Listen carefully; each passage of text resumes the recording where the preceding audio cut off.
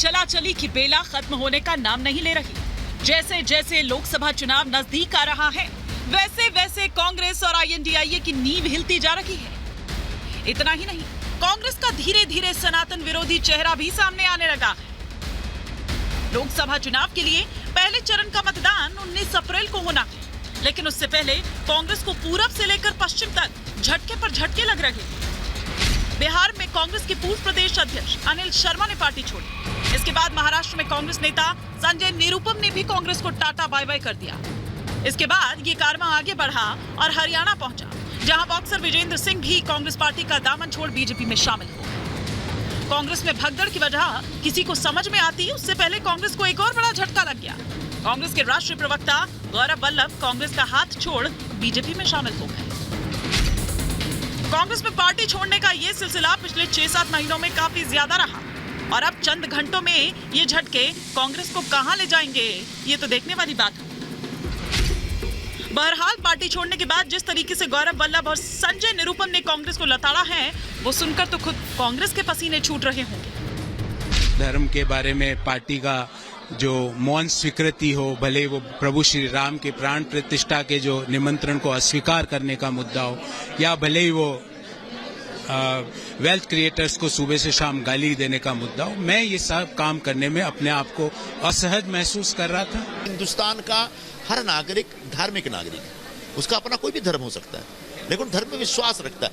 उसके विश्वास के साथ खिलवाड़ हो रहा था सेकुलरिज्म के नाम पे, आज वो खिलवाड़ खत्म हो गया है। जो नया ट्रेंड है ना, इसको कांग्रेस पार्टी को स्वीकार करना पड़ेगा, नहीं करेंगे तो रिजेक्ट हो जाएंगे। एक तरफ जहां आईएनडीआईए में जोड़ तोड़ की राजनीति जारी है, तो वहीं बिहार में तमाम उठापटक के बाद कांग्रेस नेता पप्पू यादव ने पूर्णिया लोकसभा सीट से पर्चा भर दिया। लेकिन पप्पू यादव ने यह नामांकन निर्दलीय उम्मीदवार के रूप में किया है। मतलब साफ है कि आईएनडीआईए में गठबंधन से तनातनी के बाद ये कदम उठाया गया। आईएनडीआईए भले ही खुद को कितना भी मजबूत दिखाने की कोशिश कर रहा हो, लेकिन सच्चाई तो यही है कि चुनाव से पहले आईएनडीआईए गठबंधन के पांव उखड़ने लगे हैं। दिग्गजों के पार्टी से निकलने के बाद कई सवाल खड़े होने लगे हैं कि क्या सच में कांग्रेस के 5 पावर सेंटर के चलते पार्टी की ये दुर्गति हो रही है? क्या कांग्रेस वैचारिक तौर पर खत्म हो गई है? क्यों धीरे धीरे बिखरता जा रहा है इंडिया गठबंधन? Bureau report, Republic Bharat. और इसी पर और विस्तार से चर्चा के लिए तमाम खास मेहमान हमारे साथ जुड़ चुके हैं। सबसे पहले स्टूडियो में जो मेहमान हैं उनसे परिचय करवा देती हूँ। सौरभ दुबे जी हमारे साथ बतौर पॉलिटिकल एनालिस्ट इस वक्त जुड़ रहे हैं।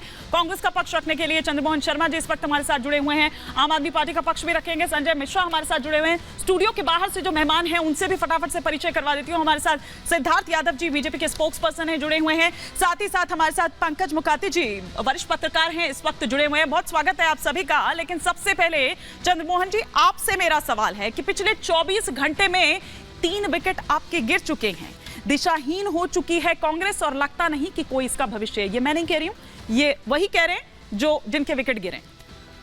देखिए, विकेट गिरना तो अगर आप ऐसे कहेंगे तो ठीक है कि विकेट गिरे हैं, लेकिन दिशाहीन कांग्रेस होगी है, ये मैं आपकी बात का मानता नहीं हूं। इसका मैं प्रूफ दे सकता हूं कि दिशाहीन कांग्रेस नहीं होगी। कांग्रेस के नेता और कांग्रेस पार्टी बिल्कुल दिशा के साथ चल रही है। तो अभी हमारे नेता राहुल गांधी ने देश को कदमों से नापकर हर जनमानस को अपने साथ जोड़ के मुद्दे पैदा करे। दिशाहीन भाजपा हो गई है, क्योंकि आज भाजपा के नेता सौरभ जी या भी बैठे हमारे सिद्धार्थ जी, ये दरी बिछाते रह जाएंगे और जितने भ्रष्टाचारी हैं वो इस शिष्टाचार भाजपा के अंदर आके नेता, प्रवक्ता, मंत्री, सांसद, सुन लीजिए बाद में बोल लीजिएगा, सांसद बन जाएंगे और ये दरी बिछाते रह जाएंगे। पूछ रहे हैं जी आपके घर के बारे में, आप हमारी दरी बिछाने चिंता कर। देश के प्रधानमंत्री आदरणीय नरेंद्र मोदी जी भ्रष्टाचारी कहते रहे और चिल्ला चिल्ला के भाजपा के सांसद उनकी राग में राग मिलाते रहे। आज सारे भ्रष्टाचारी को लेके एक अखबार ने हवाला दिया कि 25 में से 23 भ्रष्टाचारी भाजपा के पास पहुंच रहे हैं। आप सीधा एकदम एंड पे पहुंच रहे हैं, धीरे धीरे चलते हैं, स्टेप वाइज चलते हैं। लेकिन उन्होंने क्या कहा? पार्टी और कार्यकर्ताओं के बीच की जो खाई है वो बहुत चौड़ी हो गई है, वो बहुत बड़ी हो गई है, लेकिन पार्टी को इसका कोई फर्क नहीं पड़ रहा है। फिर चाहे वो संजय निरुपम के लिए आप क्या कहेंगे यहाँ पर, और गौरव वल्लभ, वो तो आपके बड़ा चेहरा भाई, डिबेट्स में नजर आते थे हर चैनल पर, बड़ी मुखरता के साथ वो अपनी बात रखते थे, बल्कि बीजेपी को तो वो अब लगता है वहीं जाके समझाएंगे वो कितने ट्रिलियन में, 5 ट्रिलियन में कितने जीरो लगते हैं, वो एक अलग बात है, वो मैं सिद्धार्थ जी से पूछूंगी कि अब सब बैठकर उस जीरो को गिनेंगे, लेकिन भाई मुखरता से आपकी बात रखते थे, वो ये बात कह रहे हैं। बिल्कुल, मैं संजय निरुपम जी से शुरू करता हूं। भाजपा उसे हजम कैसे करेंगे जिसको राष्ट्रद्रोही, देशद्रोही कहा था? कब कहा था? कहां जा रहे हैं? बीच में मत बोलिए। कब कहा था? जब पुलवामा की बात करी थी। तो आप उसे कैसे अपने पास हजम कर लेंगे? देश देख रहा है कि कल आपको गालियां देते हैं, जब गालियां देके आपके पास आते हैं आप हार लेके खड़े हो जाते हैं। कैसी पार्टी है? वैसे ही, अब गौरव वल्लभ सनातन पर अटैक अगर जब आप करते थे तो बिल्कुल नहीं। मेरे वो नेता नहीं है, अब वो पार्टी छोड़ चुके हैं, छोड़ चुके तो बात सुननी पड़ेगी। अब गौरव वल्लभ पे आ जाते हैं। गौरव वल्लभ ने हजारों बार कोस लपेटा और हजारों बार भाजपा को बोला, सनातन उनका कब जागा? तब जब भाजपा से कोई ऑफर आ गई। और जो सनातनी है और जो सनातन धर्म का है वो कमजोर नहीं होता है, वो पार्टियों में रह के धर्म नहीं बदलता है, वो अपने आराध्य देव नहीं बदलता है। सनातनी छाती छोक कर बोलता है कि मैं हिंदू हूं, लेकिन पहले मेरा आराध्य देव है। गौरव वल्लभ पहले नहीं है। और राजनीति के लालच के लिए जाते हैं। और ऐसे ही राजनीतिक लोग होते हैं जो सनातनी का नाम लेकर राजनीति के अंदर सत्ता पे पहुंचते हैं, वो भाजपा का शीर्ष नेतृत्व और भाजपा वाले हैं। सनातनियों को कोई जरूरत नहीं है किसी तरह की। मैं जवाब दे देता हूं। ठीक है सिद्धार्थ जी वो भी बताइएगा, वो ट्रिलियन जीरो वाली, वो आप सब साथ बैठ के एक साथ समझेंगे, लेकिन मैं तो ये समझना चाह रही हूँ कि इनके आने से आपको क्या फायदा हो जाएगा? सबको तो चुनाव आपने लड़ाना नहीं है। हिमानी जी, सबसे पहली बात तो अभी चंद्रमोहन जी हमारी बड़ी चिंता कर रहे थे और कह रहे थे कि हम लोग तो दरी बिछाते रहेंगे। अरे हम खुश हैं जो काम हम कर रहे हैं, बहुत खुश हैं। पार्टी का एक एक कार्यकर्ता देश भर में इतना खुश है क्योंकि हमारे पास मोदी जी जैसा नेतृत्व है। हम अपने भारत को बढ़ते हुए देख रहे हैं। हम भारत माँ की पूजन करने वाले लोग हैं। जब भारत का भला होता है तो हमें अपनी चिंता नहीं होती है, बिल्कुल खुशी के साथ आगे बढ़ते हैं। इसलिए थोड़ी चिंता आप हमारी कम करिए। आप लोगों की हालत वहां पर क्या है हिमानी जी, वो तो स्थिति अभी आप जानेंगी, ग्राउंड पे भी आप उतरेंगे भी तो आप देख पाएंगी। जो टिकट ले रहा है कांग्रेस पार्टी या पूरे किसी इंडी गठबंधन के किसी भी दल से, वो टिकट लेके लौटा दे रहा है जैसे ही वो ग्राउंड पे जाता है। वो देखता है, लोग उसको आके कहते हैं अरे कहां टिकट ले ली, किसकी पार्टी की टिकट ले ली। और इनके समर्थकों की हालत देखो।